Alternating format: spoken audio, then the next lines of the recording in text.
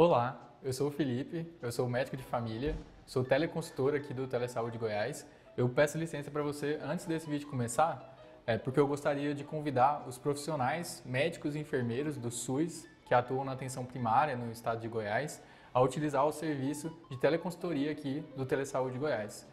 A nossa equipe de teleconsultores, ela pode te ajudar a tirar dúvidas de casos atendidos na rotina e do seu serviço e sugerir conteúdo atualizado sobre os mais variados temas aí no contexto da APS. Basta fazer o cadastro no site do Telesaúde Goiás e aguardar a autorização.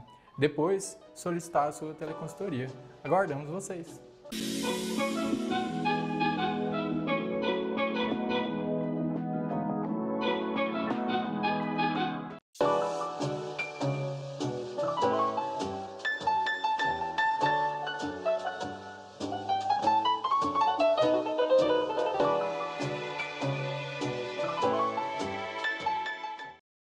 Olá, boa tarde a todos. Vamos dar início à nossa aula e o tema de hoje é leishmaniose canina. Eu já vim aqui falar com vocês em outras oportunidades sobre esse tema. É um tema de importância em saúde pública porque é uma zoonose. É um tema que está sendo muito discutido esse mês de agosto, que é o Agosto Verde. Então, esse mês a gente trabalha sobre a conscientização e a prevenção da leishmaniose canina. Então, é um mês dedicado às orientações de forma de prevenção da doença, né? E eu acredito que nunca é muito falar sobre leishmaniose, porque ela é uma doença que está espalhando por todo o território mundial, não só pelo nosso país, né, mas pelo mundo. E assim, à medida que os anos vão passando, né, a gente não tem aí um controle do vetor, que é o mosquito. Então, isso faz com que a doença se dissemine, né, muito mais em grandes regiões e grandes centros, que às vezes a doença às vezes não tinha chegado e ela agora vem chegando com tudo, né? E assim, os cães eles são considerados reservatórios da doença, né? E a gente tem um contato e um convívio muito próximo com esses animais. Isso faz com que a gente tenha uma incidência no aumento de casos, não só nos animais, mas também nos seres humanos. Então, vamos relembrar um pouquinho, né, da doença e o que a gente pode fazer diante desse cenário aí que é preocupante, né, dessa doença que tem muitas caras, ela imita muitas outras doenças, né, e o diagnóstico muitas vezes ele se torna difícil. Então, para quem não me conhece, né, eu sou Dalila Almeida Lima, sou médica veterinária, dermatóloga PET, sou mestre em saúde e produção animal, especializada em docência, né, universitária, trabalho também como palestrante, teleconsultora, cosmiatra PET e agora finalizando, né, o curso de alergologia em PETs. Então, para a gente compreender, segundo a Organização Mundial de Saúde, né, essa doença ela está entre as 6 doenças infecto-parasitárias, porque ela é transmitida por um protozoário, né, através da picada de um flebótomo. Então, ela está entre as 6 doenças infecto-parasitárias mais importantes do mundo. E aí, a gente entende que é uma doença que tem disseminação aí por muitos países de clima tropical e subtropical, principalmente, né? Então, na América Latina aí, a gente tem aí 12 países, né, com casos de leishmaniose visceral. No Brasil, a gente tem em torno de 90% desses casos aí disseminados por algumas regiões, principalmente a região Nordeste, né, que tem 93% dos casos, mas hoje essa literatura, se ela for atualizada, a gente compreende que o foco não é só no Nordeste, né? Então, existem regiões que não são regiões consideradas de clima tão quente, né, como o Rio Grande do Sul, por exemplo, que a doença já começa a se manifestar. E a gente tem também dados mais recentes da Organização Mundial de Saúde que a gente chegou aí em torno de 1 milhão de casos, né, no país, e isso gerou em torno de 20 mil óbitos, né? E essa é um dado assim que a gente tem que ficar reflexivo sobre como prevenir isso, né? Porque os dados são alarmantes, são alastrantes, né? No Brasil, segundo dados também do Ministério da Saúde, entre os anos de 2011 e 2020, foram confirmados mais de 33 mil casos de leishmaniose, com uma média de 3,1 mil por ano, e essa patologia ela está presente em todas as regiões do país, né? Sendo ela a visceral, né, a que está predominante em algumas localidades. Então, esse é um dado de 2023 da Fiocruz, e a gente compreende que isso pode se tornar algo pior do que já está, né, no cenário que a gente observa hoje. Ela tem muita relação, a leishmaniose visceral canina, com a leishmaniose humana, né, e isso faz com que a gente compreenda, né, que aonde a gente começa a ter um diagnóstico da doença em animais, provavelmente o índice de pessoas com leishmaniose visceral também será alto. A gente teve, acho que um último relato de atualidades que eu estive olhando para falar aqui um pouquinho com vocês, né, que uma criança de 6 ou 7 anos, ela veio a óbito, porque ela tinha leishmaniose e a doença se agravou, né, ela complicou, acredito que foi o ano passado, e ela não conseguiu resistir à doença. Então, afeta várias faixas etárias, né, entendendo que a leishmaniose, ela vai ser uma doença que ela modula muito o sistema imunológico. Então, é como se fosse uma doença autoimune, só que tem um agente ali, um protozoário, fazendo essa modulação para que ele possa crescer, né, nos órgãos, se multiplicar e fazer o seu processo aí de instalar, né, no organismo do animal. Então, é só para a gente relembrar, né, ela é uma doença considerada uma infecção parasitária ou infecto-parasitária, né, causada por um protozoário do gênero Leishmania. Existem mais de 350 espécies catalogadas no mundo. Os cães são os principais reservatórios através do qual o homem pode se infectar, mas ela também pode acometer outros animais, como os animais silvestres, lobos, coiotes, raposas, e ela também, esses animais também podem funcionar como reservatórios. Aqui eu não coloquei, mas adiante eu cito que o gato também tem um papel importante, né? E que ele também pode adquirir leishmaniose, porque a fêmea do mosquito ela está em busca de sangue, né? E aí, se ela tiver o protozoário no seu organismo, ela vai transmitir as formas mastigotas, né, que vão se transformar em formas amastigotas.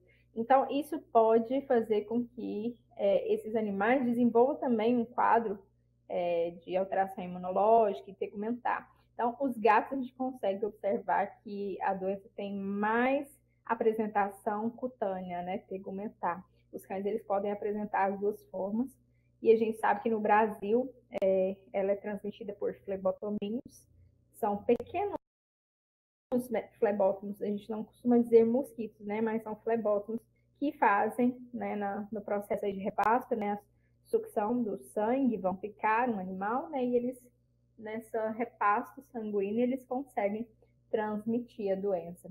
Então, ela é uma doença do gênero Lutzomia, né, esse protozoário, e a espécie mais comumente aí, né, encontrada é o Lutzomia longipalpis, que é um mosquito palha, também conhecido como birigui ou asa branca, né? Tem várias designações aí, mas acredito que na nossa região do estado de Goiás, o mosquito palha ou mosquito pólvora, né, também são os nomes mais designados. Então, esse mosquito ele gosta de locais úmidos, escuros e com muita matéria orgânica em decomposição, com muita planta em decomposição. E para falar um pouquinho, né, sobre essa questão aí do crescimento, né, da doença, a gente observa que esse crescimento de casos no país, no Brasil, né, está relacionado com a migração de cães infectados. Então, por exemplo, aqui em Jataí, eu atendi desde 3, 4 anos que eu estou aqui, né, na região, eu atendi casos positivos de leishmania, mas esses casos não eram daqui de Jataí. Então, atendi casos de Água Boa, Mato Grosso, atendi casos de São Paulo, atendi casos de Belo Horizonte, Minas Gerais. Quando eu estive aí em Goiânia, eu atendi casos de Edealina ali, né, essa região. Atendi casos de Brasília, casos de Barra do Garça. Tem outras cidades aí próximas a Goiânia também que eu atendi. Colegas mandaram relatos de que em Caldas Novas estava pingando de leishmaniose. Então, Pirenópolis, né, acompanhei um caso também de Pirenópolis. Então, são regiões que o clima é bem quente, né, a temperatura é bem quente, e tem incidência de árvores, de lagos, de parques, de matéria orgânica em decomposição. Então, esses são um dos principais fatores que favorecem a disseminação. Seria animais que não são autóctones. Autóctones seriam os animais da própria região transmitindo a doença, porque a região é endêmica. Então, aqui não tem animais que são positivos para a leishmaniose, até esses últimos anos atrás, não tinha, né? Animais que eram só daqui. Então, eram animais de fora que traziam a doença. Então, eles circulando, essa migração fazia com que esses reservatórios fossem o foco da infecção para que ela se alastrasse, né? O acúmulo de matéria orgânica também é um fator que favorece, né? E um ambiente aqui que seja propício, né, para a reprodução do mosquito, são fatores aí que vão ajudar e colaborar para a disseminação do agente. Por que ela se torna um desafio em saúde pública, né? Então, apesar de algumas cidades, né, disporem de centros de zoonoses, geralmente eles não têm condições de dar um suporte necessário para o atendimento de todos os animais. Então, a leishmaniose, ela não tem cura, mas tem um tratamento. E por muitos anos, os estudos vinham apontando para a gente. O correto não é tratar, o correto é matar, sacrificar esses animais, porque se eles continuarem com o agente no seu organismo, a doença ela pode amenizar, mas há muito tempo atrás, antes de 2017, não tinha tratamento para a leishmaniose. Então, a ideia era, vamos sacrificar esses animais, porque como não existe tratamento e alguns estão sendo tratados de forma clandestina, né, de forma escondida, com medicação humana, então a gente consegue aí controlar o ciclo do protozoário também e controlar a incidência de transmissão de um animal para outro, ou de um animal para o ser humano. Só que esse relato e esses estudos caíram por terra. Por quê? Porque a gente compreende que o foco é o mosquito. Então, a gente tem que controlar a disseminação do mosquito. É igual dengue, é igual essas doenças que são transmitidas através de picadas, né, de mosquitos. Então, o flebotomínio que deve ser controlado. E como a gente controla isso? Mais adiante eu vou falar da prevenção, né? Então, essa parte aí que é um fator importante. Não adianta a gente querer sacrificar o animal, sendo que a gente não viu que teve uma diminuição da incidência da doença através dos relatos, com a diminuição do trânsito de animais positivos para a leishmaniose. Então, isso não fez sentido algum. O que faz sentido é diminuir a carga parasitária a níveis baixíssimos ou a quase zero, com um protocolo de tratamento estabelecido para o animal, dependendo do estágio da doença desse animal. Além de reduzir a carga parasitária, a gente tem que colocar coleiras repelentes nesses animais, né? Então, eles devem ser encoleirados. E a gente tem que fazer um bom controle aí para a questão do mosquito. Então, medidas preventivas, né, para que a gente evite a disseminação do flebótomo nas regiões endêmicas, mas também dessas regiões que começaram a ter focos positivos também para a doença. Então, não adianta a gente cuidar só de uma região que é endêmica e esquecer das outras regiões. A coleira, a prevenção dos locais onde esses animais vivem, né? A ida ao veterinário periodicamente, são medidas que a gente pode melhorar aí para evitar a disseminação da doença. Outra preocupação que a gente tem é que é fundamental fundamental realizar o diagnóstico precoce nos animais, adotar medidas de proteção individual, né, como o uso de repelentes, tela de proteção em residências e coleiras repelentes para os cães, né, além de investir em estratégias de conscientização sobre a doença. Essa questão já vem sendo trabalhada, mas a gente foca mais no agosto, né, que é esse agosto verde.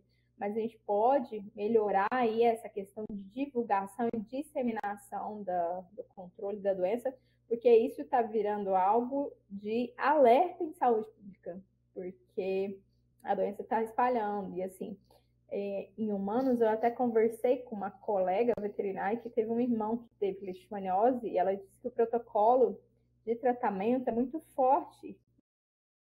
E assim, além do parasita destruir um pouco, né, as células dos hepatócitos ali, do fígado, a medicação é muito forte, então o fígado fica detonado. Ela disse que ele nunca mais teve um fígado legal devido ao protocolo estabelecido, né? Então, acho que depende muito de cada caso, de cada estágio, para o humano e para o animal, é da mesma forma, né? Então, tem animais que a gente pega que ele está no estágio 1 da doença, tem animais que estão no estágio 4, estágio bem avançado, aí a gente tem que pensar se é interessante tratar esse animal ou não.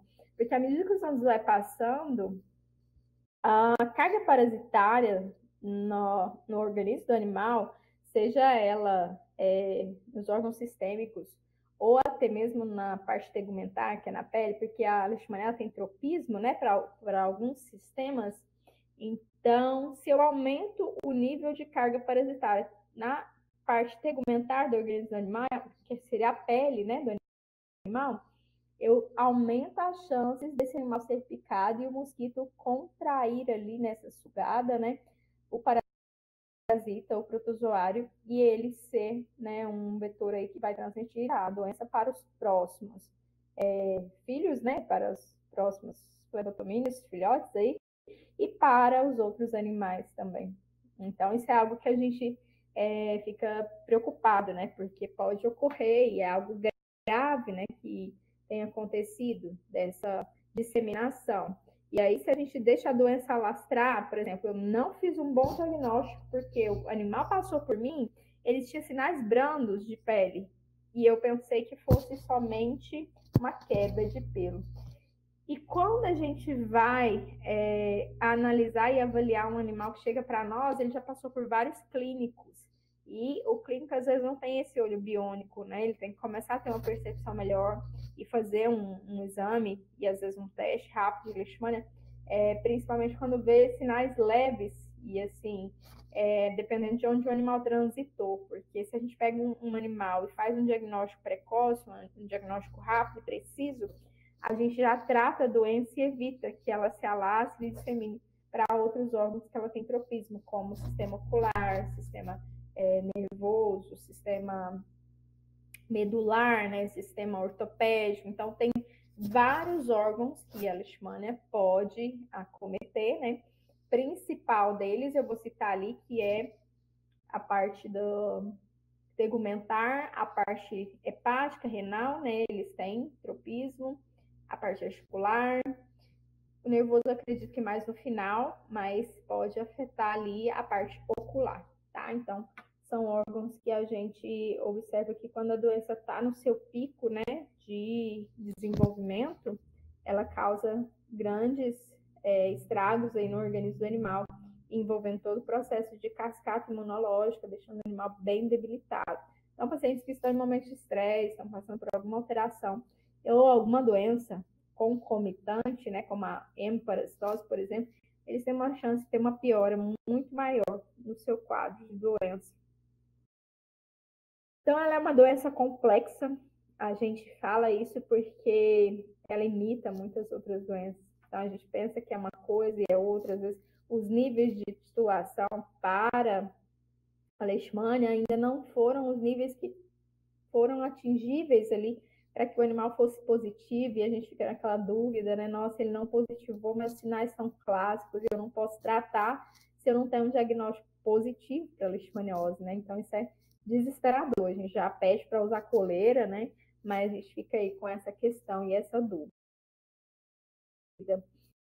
Então, é uma doença complexa, com diferentes formas, incluindo a forma visceral, que afeta os órgãos sistêmicos, né, como fígado, rim, às vezes o sistema medular ali, né, que as células de defesa são alteradas, causando anemia também. O animal pode vir com emagrecimento, anemia, né, alterações hepáticas, renais, alterações oculares, articulares, tegumentares, que é a cutânea, né.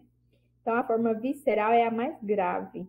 Se o animal tem leishmaniose tegumentar, somente tegumentar, a gente considera que dependendo do estágio, da localização, a gente vai ter uma boa resposta, né? Mas se eu tenho uma visceral ali concomitante, ou às vezes é uma leishmaniose visceral, eu considero que é um quadro chato de a gente pegar, porque às vezes, dependendo do estágio, a gente já não consegue fazer muita coisa, né, no animal ali. Então, a forma visceral é uma forma muito grave, que afeta órgãos internos como o fígado, o baço e a medula óssea. A grande quantidade de parasitas externos que atacam os cães oportuniza a transmissão de doenças por esses vetores.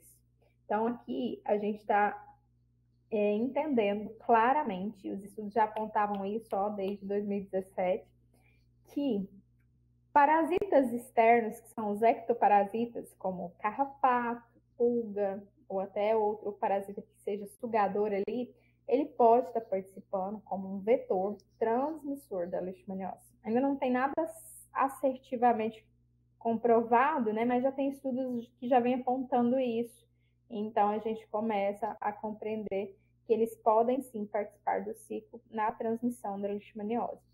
Características imunológicas propiciam uma alta multiplicação do protozoário da leishmania em seu organismo e, como consequência, uma grande concentração de protozoários na circulação periférica do cão. Isso facilita que os flebotomíneos sejam contaminados ao realizar sua sucção sanguínea. Então, o flebótomo, ele pode adquirir a leishmania e passar para outros animais através da sucção. E aí, tendo muitas formas de leishmania na pele, ele consegue, né, ter aí essa passagem. E ele também pode ser um vetor que, ao sugar a grande quantidade de leishmania que está no sangue do animal, pode passar para o organismo do flebótomo e ele pode transmitir para as pessoas e para outros animais também. Então, esse é o flebótomo. Olha como que ele tem essas peninhas, né, como se fossem essas peninhas na sua asa, né, que parece que está cheio de pelo. Então, ele chama Lutzomia longipalpis, bem adaptado às áreas quentes e de vegetação mais aberta, como Cerrado, né, que é a nossa região. Ele é bem pequeno, 1 a 3 milímetros de comprimento, com hábito crepuscular e noturno. Então, ele não é um mosquito, ele é um flebotomínio. O ciclo de transmissão vai incluir aí os seres humanos e os animais, né? Então, quem está mais próximo do ser humano, a gente fala que é o cão. Mas o gato também participa, né, um pouco desse ciclo, dependendo da região, se ela for endêmica. Então, o mosquito palha, né, ou cangalinha, né, ele se desenvolve em locais úmidos onde há muita matéria orgânica. Então, ele pica o cachorro, né, e o contamina. Aí o cão se torna um reservatório da doença. Só que o que vocês têm que compreender? O cão foi picado hoje. Ele vai manifestar a doença amanhã? Não. Ele pode demorar de 5, 7, 8 ou até 10 anos para manifestar a doença. Então, depende muito da resposta imunológica do animal, né? Então, esse cão, ele vai transmitir a leishmaniose, né? Através da sugada do mosquito. Então, de um animal para outro, tem tutores que perguntam, né, isso no consultório, de um animal para outro, ou do animal para o ser humano, a leishmania vai ser transmitida? Não. Ela vai ser transmitida através da picada de um outro mosquito, que vai carregar, né, esse parasita aí no seu organismo, e isso pode passar adiante o ciclo, que aí ele pode sugar não só outros cães, mas outras pessoas também. Então, os humanos têm muita convivência com os cães, né? E em lugares onde há um grande número de mosquito palha, a transmissão se torna muito mais fácil. Então, o ciclo envolve o homem, o cão, mas pode envolver outros animais, e eu colocaria aqui o gato, e às vezes em algumas regiões como chácara, fazenda, eu colocaria a raposa, né? Eu colocaria esses animais silvestres, e a gente entende que quem participa é o mosquito como vetor transmissor da doença, mas a gente já tem trabalhos de que pulga e carrapato também poderiam estar participando da transmissão desse ciclo. Aqui eu coloco essas imagens, que são de pacientes que já foram atendidos aí em Goiânia, né? E a leishmaniose a gente entende que é uma doença crônica, porque essa paciente, ela era uma paciente de canil, e ela foi doada, e a tutora que pegou essa paciente já com 10 anos de idade, é uma pug, né, de 10 anos de idade, e essa paciente fechou o diagnóstico de leishmaniose visceral canina. Aqui tem outra paciente que também estava com quadro de leishmaniose visceral canina, mas observem que ela é uma paciente jovem. Essa paciente chegou para mim com 6 para 7 meses, né? E ela provavelmente adquiriu ou da mãezinha, ou logo quando bebê, quando filhote, ela foi sugada, né? E isso fez com que ocorresse a transmissão da leishmania através do mosquito, né? Que liberou o protozoário no seu organismo. Então, ela fazia apresentação sistêmica, ela tinha sinais respiratórios também, essa paciente, anemia, mas ela também fazia alterações segmentares bem importantes, que ela tinha essa alopecia periocular. Aqui não dá para ver, mas ela tinha um supercrescimento, a gente fala de onicogrifose, né? Um supercrescimento exagerado das unhas, né? Tinha um pouquinho de descamação nesse pelame, que são pontos importantes aí da leishmaniose segmentar. Mas a sistêmica, a grande maioria das vezes, vai ter uma apresentação segmentar em torno de 80% a 90% dos cães que têm leishmaniose visceral canina, eles também vão apresentar o quadro tegmentar, que é o quadro cutâneo da pele. Aqui a gente observava bastante falha, né, no pelame, o animal tinha bastante prurido, que é coceira, né, se coçava bastante. A leishmaniose tem essa característica de fazer o animal se coçar, e aí confunde com muitas outras doenças dermatológicas que tem um quadro aí de prurido, né? Um quadro pruriginoso também. Eu tenho doenças alérgicas que fazem o animal coçar, eu tenho doenças de alimento, né? Que faz o animal coçar, eu tenho doença autoimune que o animal pode se coçar, tem tantas doenças que o animal pode apresentar uma coceira, né? Exacerbada. Aí vamos para os sinais, né? Que aqui é o que a gente precisa ficar atento, porque ela imita muitas outras doenças, né? Então, na pele eu vou ter alterações de falha, que é alopecia, né? Vou ter alterações de descamação, de crostas, de feridas, né? Eu vou ter alterações oculares, às vezes de úlceras, né, oculares, problemas renais, então o animal pode apresentar um cisto, pode apresentar alterações das proteínas totais, pode apresentar alterações de ureia, creatinina, né? O animal pode claudicar, ter muita dor, né? Então, ela tem um tropismo pelo tecido articular. O animal pode ter também alterações de anemia, né? O animal fica prostrado e muito emagrecimento, ele vai perdendo a formação aqui da têmpora, né? E da musculatura que cobre a têmpora, e aí fica muito afundado e abaulado essa região, né? E o crescimento exagerado das unhas, né? Que é a onicogrifose. Esse tem relação com o sinal dermatocutâneo. Todos os cães desenvolvem a leishmaniose visceral canina, os que têm, né, a leishmaniose visceral canina, eles vão ter aí 90% do desenvolvimento tegumentar, tá? Então, eles podem apresentar na parte visceral aumento do fígado, aumento do linfonodo, emaciação, insuficiência renal, como poliúria, polidipsia, vômito, neuralgia, muita dor, né? Poliartrite, polimiosite e outros sinais, e 1/3 deles vão ter aumento do fígado, né? Aumento do baço e febre também, tá? Então, aqui é um sinal apontando que o animal apresentava anemia, né? Nesse exame, foi aquela paciente jovem que eu falei para vocês, esse era o exame dela e estava já com uma anemia bem considerável. O animal, aparentemente, ele não para de comer. Olha a carinha dela.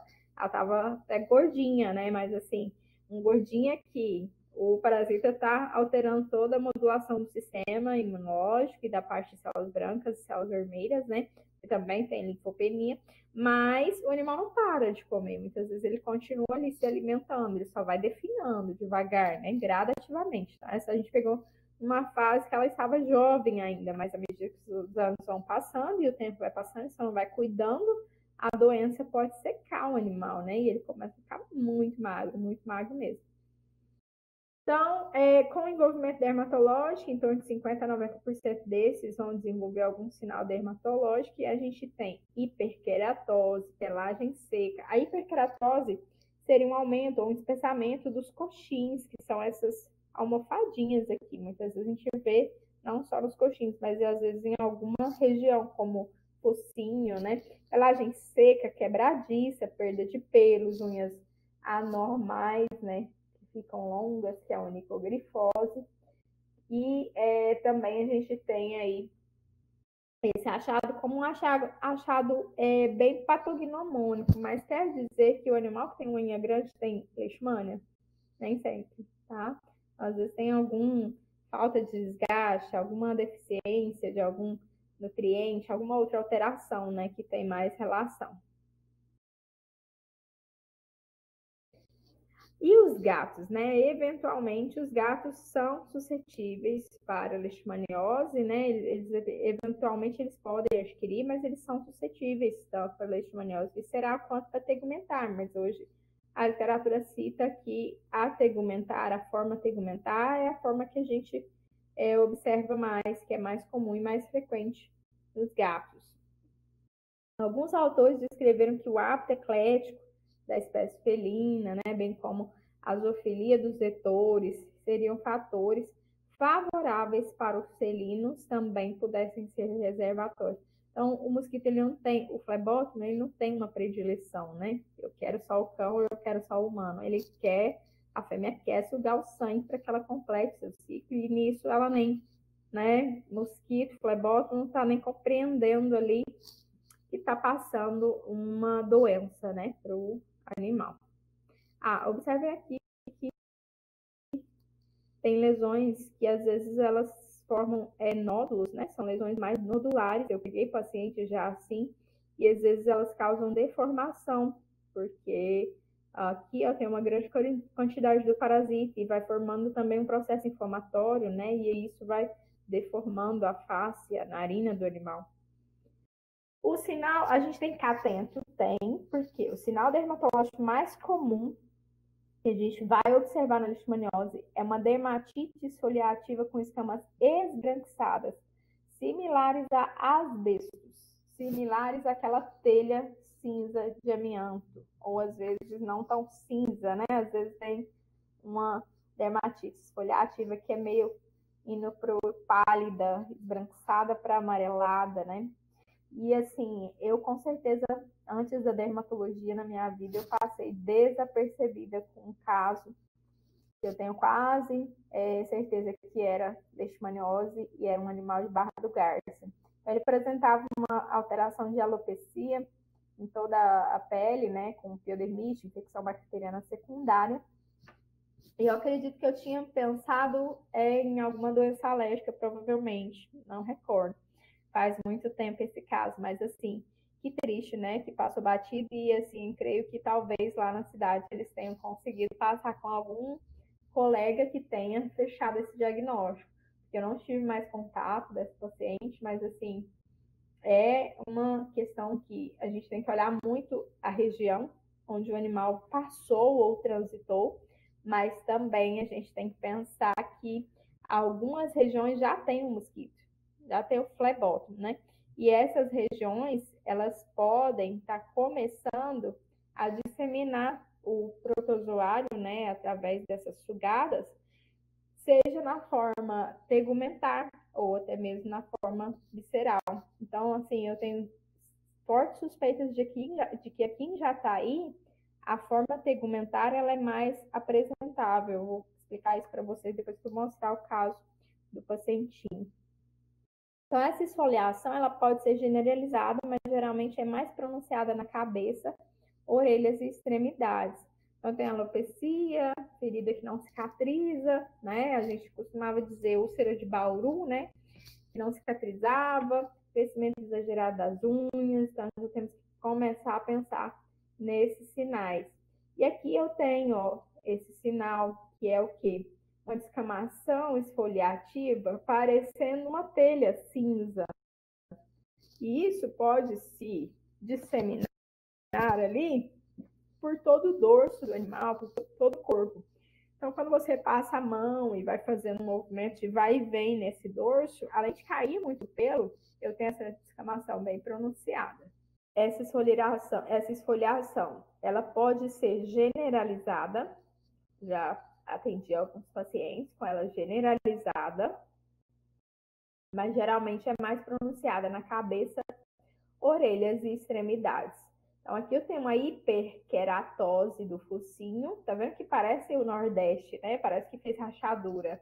Isso é hiperqueratose, é como se o focinho estivesse respondendo a algo que está acontecendo, né? Aqui eu tenho uma descamação com crostas, né? E aqui eu tenho também uma alteração de alopecia, até com uma leve úlcera, né? Começando a ocorrer aqui nessa região. Então, os sintomas clínicos mais frequentes incluem dificuldade locomotora, perda de peso, polidipsia, apatia, anorexia, né? Diarreia pode ocorrer, sangramento, que é a epístase, né? E melena, sangue nas fezes, sangramento pelas narinas. O animal vai ter aumento dos linfonodos, vai estar magro, caquético, com temperatura alta. Isso tudo vai vir bonitinho? Não, nem sempre. Nem sempre. Temos que ficar atentos. E que a gente precisa atentar, que às vezes a doença não vem, ela vem sem nenhum sinal. O animal pode vir assintomático, sem nenhum sinal clínico. Esplenomegalia, aumento do baço, veite, né, alteração da úvea, do olho, e conjuntivite. Então, alguns outros sinais, como os dermatológicos, né, e às vezes mucosa pálida, sinal ocular, vômito, diarreia, são sinais aí concomitantes. Patogenia, não vou focar muito aqui com vocês, mas a gente sabe que através da picada ali, né, do flebótomo na pele, ele começa a inocular o protozoário e ele começa a ser disseminado para a corrente sanguínea. Então, ele é penetrado na pele e aí, através dos vasos, isso vai se disseminando para a corrente sanguínea. Onde aqui, ó, na célula de defesa do organismo animal ou do ser humano, que são os macrófagos, né? Aí eles vão se diferenciar. Então, ele estava como forma pró-mastigota no intestino do animal, no organismo do animal. E aí o protozoário entra como forma amastigota, né? Aí ele multiplica e faz divisão. E esses macrófagos repletos de formas amastigotas, né? Eles se tornam desvitalizados e se rompem e liberam essas formas para ser fagocitadas, né? E aí ocorre a disseminação hematogênica e linfática para outros tecidos mononucleares. Então, posso afetar tanto os monócitos quanto os macrófagos, né? Porque os monócitos estão no sangue, os macrófagos estão na pele ali para fazer esse sistema de defesa. Esse foi uma citologia de uma pacientinha, acho que essa é da Água Boa, que eu fiz só na pele, tá vendo como que é importante uma citologia dermatológica, né? Citologia cutânea, citologia de pele, um raspado, às vezes um suave, né? Porque aqui, ó, veio células de defesa, são os macrófagos, contendo formas amastigotas da leishmaniose, tá vendo? Então, de repente, eu preciso de um exame caro, né, para confirmação da doença. Aí, se eu entendi que tem doença, eu preciso de uma sorologia só para saber o estágio. Aí sim, eu preciso da sorologia para saber o estágio da doença. Aí aqui dos possíveis vetores, a gente já colocou, não vou falar mais para vocês deles. O diagnóstico é difícil, complexo. Aqui, ó, a úlcera, descamação esfoliativa de asbesto, que parece uma telha de amianto, né? Então, alguns animais podem permanecer assintomáticos por toda a vida. Isso que é a fase mais difícil, né? Então, se esses animais, eles não estiverem ali demonstrando nenhum sinal, como eu vou saber que ele tem leishmania, né? E aí a gente faz teste rápido, dá negativo, faz sorológico, dá negativo. Aí é difícil, né? Porque os animais muitas vezes não só vão manifestar aí poucos sinais ou nenhum, mas também eles não vão ser positivos para a leishmaniose nos primeiros exames. E a gente tem que testar a cada 3, 4 meses ou até a cada 2 meses, dependendo do paciente, tá? Então, eles podem desenvolver os sinais entre 3 meses de idade ou até muitos anos de idade. Isso é variável. Então, diagnóstico através de sorologia, teste rápido, sorologia com diluição total, porque aí a gente vai seguir todo o cronograma e protocolo que o Vitor Cunha dispõe lá, né, para nós, ele e os colegas da leishmaniose aí, né, que gostam e cuidam e tratam da leishmaniose através lá do Brasileixo. Muito bom. E aí a gente vem com um resultado, quando ele é reagente, ele é positivo, né? Ele atingiu o ponto de corte ou até acima do ponto de corte que o laboratório preconiza, né? Quando fez a diluição. Em até 80% dos casos, a leishmaniose, animal, né? Ela pode se desenvolver de modo assintomático, o que vai dificultar o seu diagnóstico e, consequentemente, o controle do ciclo de transmissão da doença. Então, isso para nós é terrível, né? Porque como a gente vai entender se esses animais que estão circulando aqui próximo a nós, eles são positivos ou não para a leishmaniose, se ele não está com nenhum sintoma, se ele não está positivando e, de repente, ele está em níveis baixos, ele vai chegar numa fase idosa e a imunidade tende a cair um pouco e ele começa a aumentar os níveis. Aí a gente vai tratando outras coisas, né? Achando que era outras coisas e de repente o animal tinha leishmaniose. Então hoje já existe no país um tratamento específico para a leishmaniose, que é o miteforam, à base de metefosina. Antes a gente usava outros medicamentos, né? O halopurinol participava e ele ainda participa do protocolo, que é como se fosse um tratamento, um coquetel que eles utilizam aí para controle da leishmaniose canina. E as respostas vão depender de cada animal e o protocolo em associação do miteforam com outras drogas, né, e outras medicações aí que modulam a resposta de cada paciente vai depender de cada caso também e de cada estágio, né? Aí a prevenção, que eu acho que é um fato importante que a gente deve sempre se atentar, né? E estar aí alerta, porque a doença está espalhando, né? Check-ups periódicos, testes rápidos para descartar, né, se o animal é positivo ou não para a doença. Eu, particularmente, não gosto muito de fazer o teste rápido, porque muitas vezes a gente pode ter falso negativo, o animal negativo no teste, mas no sorológico ele é positivo. Então, quando o tutor tem condições, o ideal seria fazer o teste sorológico ao invés do teste rápido. Mas aí o check-up simples tem que ser um check-up simples já alinhado ali para ter uma noção de que tem leishmania ou não. Por exemplo, só hemograma basta? Não. Geralmente, esses animais eu peço um check-up simples com hemograma, função hepática, função renal, proteínas totais, frações. Eu peço, às vezes, dependendo da idade, um ultrassom, exame de urina, relação proteína-creatina urinária, para ver se o animal já não tem lesão renal também.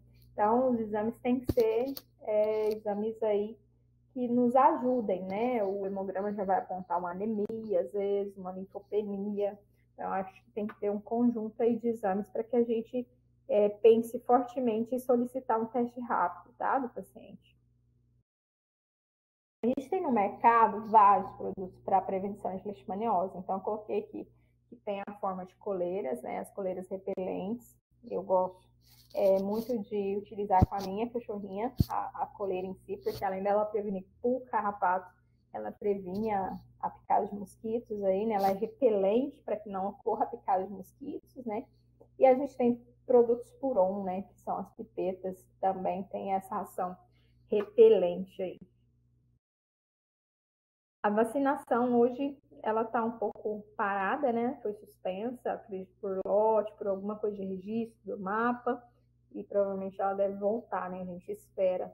Então, como forma de prevenção, hoje a gente, por enquanto, tem só as coleiras e as pipetas. A gente está sem vacina no país. Manter o ambiente limpo, né? quintal limpo, sem matéria orgânica em decomposição, né? Ou as casinhas, os abrigos dos animais devem ser feitos em limpezas periódicas, né? Lixo orgânico, sempre com destino adequado, evitando o acúmulo aí dessa matéria orgânica para que esses flebótomos venham e façam a deposição aí de seus ovos e tenha aí uma proliferação de flebótomos para que eles circulem e continuem fazendo o ciclo e sugando mais animais e mais pessoas. Os inseticidas também, né? Pode regular aí as árvores e as folhagens, porque elas também favorecem um local mais úmido, né? Um local mais escuro e fresco, que é onde o flebótomo adora ficar escondidinho ali. Aqui são algumas medidas importantes, mas eu acredito que eu já tenha falado de todas, né? Vamos alertar aqui também, além de tudo que já foi dito, os mosquiteiros, né? Minha mãe gostava muito de utilizar os mosquiteiros para que a gente dormisse com mais tranquilidade, sem picada, mesmo usando algum produto inseticida aí, né? Algum produto repelente, a gente tinha o hábito de usar aqueles mosquiteiros lá em Caiapônia, né? Caiapônia provavelmente tem flebotomínios aí, eu acredito que tem a leishmania tegumentar em Caiapônia. Uso de mosquiteiros com malha fina, telagem de portas e janelas, uso de repelentes, não exposição nos horários de atividade do vetor. Então ele gosta mais daquele finzinho da tarde, né, o flebotomínio. Uso de coleiras impregnadas com repelentes em cães. Eu lembro que a gente ia pro rio, para a beira do rio, e aí a minha mãe sempre avisava, cuidado com o mosquito palha, o mosquito pólvora, né? Que era mais ou menos nesse finzinho de tarde que ele gostava.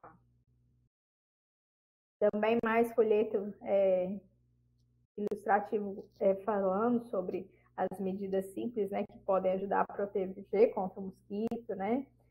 Sobre o quintal, sobre a casinha sempre limpinha, né? Evitando ali o acúmulo de matéria orgânica.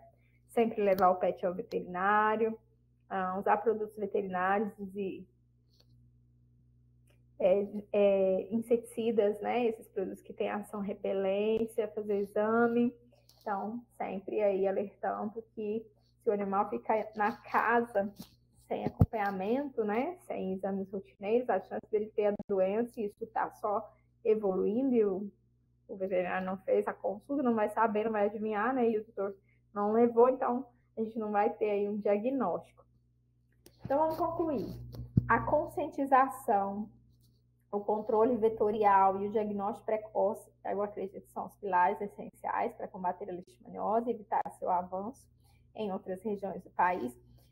A gente tem observado que esse mosquito, ao fazer a liberação das formas do protozoário, o que isso causa, né, no organismo animal? Falando mais pelo cão mesmo, que é o abrigo principal, a gente pode dizer que ele é o reservatório principal aí, né, que está mais em contato com o ser humano. Então, o cão, os trabalhos demonstram e apontam para a gente que ele não tem uma boa resposta tegumentar contra a leishmaniose.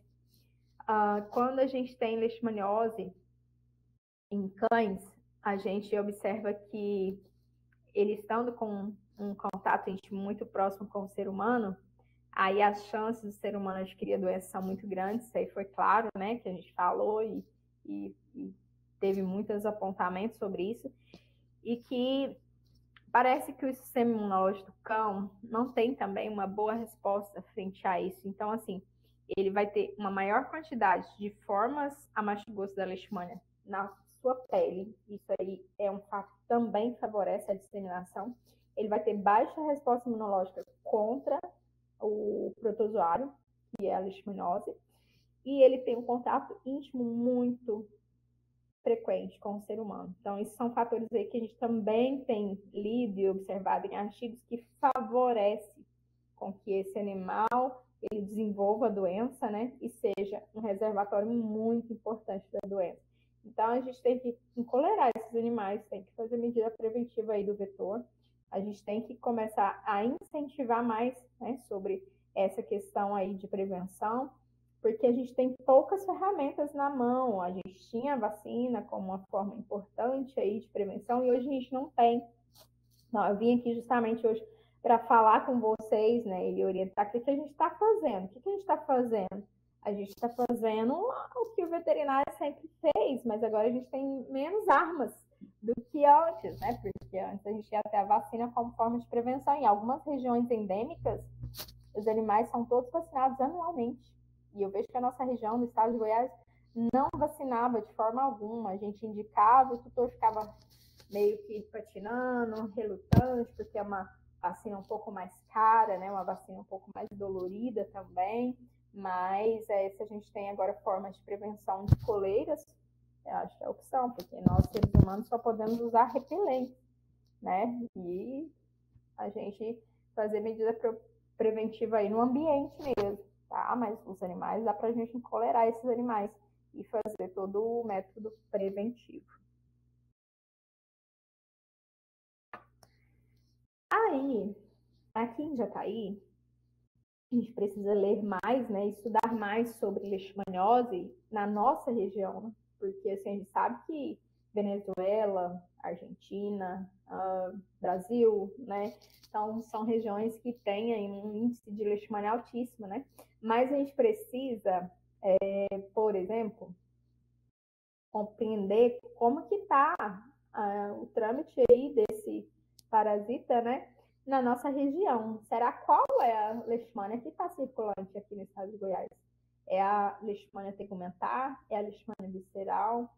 Qual que é a forma e a apresentação mais comum? Eu acredito que a região do estado de Goiás, principalmente aqui falando de Jataí, a gente tenha mais leishmaniose tegumentar. As viscerais vieram de outras regiões. E agora a gente vai começar a ter a disseminação da leishmaniose visceral, porque vieram animais de outra região para a nossa região com leishmaniose visceral.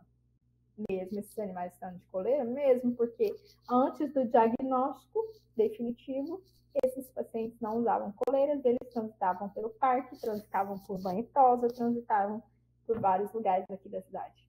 Então, esse é um ponto que a gente tem que ficar atento também. Aqui, esse caso é o Bob. Esse é um paciente SRD, ele é idoso, né? Ele tem acho que 10 para 11 anos de idade, e ele veio para mim acho que mês passado com esse aumento aí nessa região do focinho, né? E a tutora parece que eles têm poucas condições, então eu atendi como se fosse paciente de ONG mesmo, né? Que me encaminharam, e começou há 20 dias antes da consulta com uma leve alteraçãozinha tegumentar. Então, para mim, esse paciente fechou em tegumentar. Por que a gente não consegue compreender que é leishmaniose tegumentar? Porque sorológico não diferencia para mim quem é o agente. Ele só fala que é leishmaniose, mas ele não diferencia o agente para mim. De repente, uma técnica mais avançada, né, que não seria o caso para esse paciente, a gente poderia conseguir aí uma confirmação diagnóstica mais precisa. Então, observem que esse paciente está saudável, olhando visualmente, macroscopicamente ele está tudo bem, né? Consegui observar na primeira consulta que tinha uma leve queda de pelo, uma leve descamação. O paciente tinha dificuldade respiratória, porque esse aqui já estava aumentado, inflamado, né, bem demasiado. Tinha uma leve alteração ocular, mas não consegui fazer relação com a leishmania. Talvez tenha relação até com a idade do paciente ou alguma outra alteração, mas pode ser que seja leishmania também, né? E o paciente apresentava muito carrapato. Então, ficou na dúvida se essa anemia dele era por hemiparasitose ou não, ou se tinha relação somente com a leite, mas a gente tratou, né? Em conjunto, eu associei a doxiciclina no protocolo de tratamento, porque o animal estava pingando de carrapato e com muita anemia, né? O exame dele não fechou positivo para hemiparasitose, mas é um paciente que no protocolo de leishmania eu optei por colocar a doxiciclina também, tá? E a gente teve uma resposta bem significativa nos primeiros, acho, 15 a 20 dias. Eu ainda não vi no segundo retorno, mas já está encolerado agora. No primeiro momento a gente usou pipeta repelente, aí depois a gente partiu para coleira. E assim, pela quantidade que está a infestação na casa, acredito que a gente poderia ter usado um comprimido ao invés da pipeta. Eu não tenho sucesso aí com as pipetas repelentes para a ação de carrapatos. Então, de repente, a gente pode... Só que ele já estava tomando muita medicação e eu optei pelo Puron e depois a coleira após o período de prazo aí do Puron. Vamos ver, porque ele está de cabeça para baixo, né? E eu nem sei como que tá o som disso, mas eu acho que a imagem já tá legal para vocês observarem. Então, assim, foi difícil colocar esse vídeo porque foi no vídeo dos 30 do final aqui, para a gente ter só um casinho diferente, porque os outros, acredito que nas outras aulas eu já tinha apresentado para vocês. Então, aqui está com poucos dias de tratamento, acho que 15 dias nesse dia. E a gente já teve uma resposta significativa. O que ele está usando? Esse paciente fez teste rápido na zoonose. Então, ele não fez teste rápido, aqueles testes comprados, comerciais. Ele fez na zoonose aqui de Jataí. E muita gente reclama que as zoonoses não dão apoio, não dão suporte. Eu, pelo menos, tenho uma boa entrada na zoonose aqui de Jataí, uma boa parceria com eles, eles nunca me cobram nada desses exames, eu já levo o soro processado, né, e o tutor muitas vezes paga por isso, né, e eu não tenho nenhuma dificuldade em fazer teste rápido na zoonose aqui de Jataí. Então, para mim, é uma ajuda importante, principalmente para pacientes carentes, tá? Então, a gente fez teste rápido, esse animal positivou. Nessa avaliação de lesão, no primeiro dia de consulta que ele chegou para mim, eu visualizei formas amastigotas, mas ficou muito confuso, porque estava muito inflamado, com muita coisa. Foi, vamos esperar teste rápido, porque tá tudo muito misturado aqui. Não sei se isso é plaqueta, se isso é leishmania, confunde muito realmente, né? E aí o teste positivou e ele fez o teste mais aprofundado, que foi o de sorológico também, além de teste rápido. O sorológico deu negativo.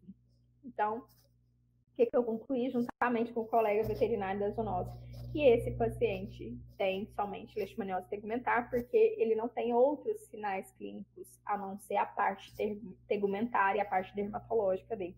Então, a gente vai repetir exames, vamos até fazer ultrassom, mas isso é gradativo, porque tutor de paciente são tutores carentes, né, de paciente que quase nunca ia ao médico veterinário. E aí a gente vai compreendendo devagar se isso realmente é tegumentar. Mas como teve uma boa resposta ao protocolo estabelecido, aqui a gente usou anti-inflamatório, usou suplementos para anemia, usou antibiótico e usou alopurinol como ação leishmaniostática, porque o alopurinol ele não tem ação leishmanicida, é só o milteforam. E eu já usei o milteforam numa paciente com caso tegumentar parecido e a gente não teve nenhuma resposta. Então, o alopurinol era uma formulação de medicamento leishmaniostático, mais acessível para esse tutor, e a gente conseguiu ter um bom resultado, e aí eu preciso acompanhar os próximos passos do Bob. Mas foi isso, eu quis trazer para vocês que a leishmania não tem cara, e essa semana eu vou fazer uma live falando justamente sobre as várias facetas da leishmaniose, né, e que pode confundir muito o clínico, o médico veterinário, ou até mesmo nós dermatologistas. Pessoal, é isso aqui, eu deixo só uma das referências mais atuais, porque eu acredito que uma revisão de literatura, né, dentro da leishmaniose, principalmente falando de leishmaniose visceral em cães no Brasil, né, é muito importante, nos dá muitos respaldos aí para que a gente consiga passar algo para vocês mais atualizados. Muito obrigada.